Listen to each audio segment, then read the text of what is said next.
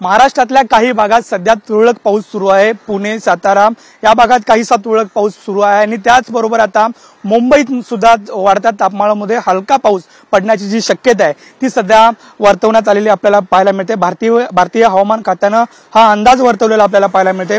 खरं तर मुंबई वाढत्या किमान तापमानाखाली वावरत असताना सुद्धा जो EQ आहे तो 103 ला आल्याने हवेच्या गुणवत्ता सध्या दिसून आलेली आहे। मात्र जर पाहायला गेलं तर सकाळच्या सत्रामध्ये थंडीची जी चाहूल आहे ती मोठ्या प्रमाणात सध्या वाढत असलेली आपल्याला पाहायला मिळते। दुपारच्या सत्रात जे तापमान आहे ते वाढत असलेलं पाहायला मिळतं आणि तापमान वाढत असल्यामुळे मुंबई आणि मुंबईसह जी उपनगर आहेत त्या ठिकाणी जर पाहायला गेलं तर जे वातावरण आहे ते सध्या दमट होत असलेलं आपल्याला पाहायला मिळते।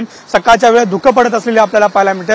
त्यामुळे मुंबईसह उपनगरामध्ये सुद्धा हलका पाऊस पडेल असा अंदाज हवामान खात्यामार्फत वर्तवण्यात आलेला आपल्याला पाहायला मिळतोय। व्हिडिओ अमित शिगवणसह नंदकिशोर गावडे, TV9 मराठी, मुंबई।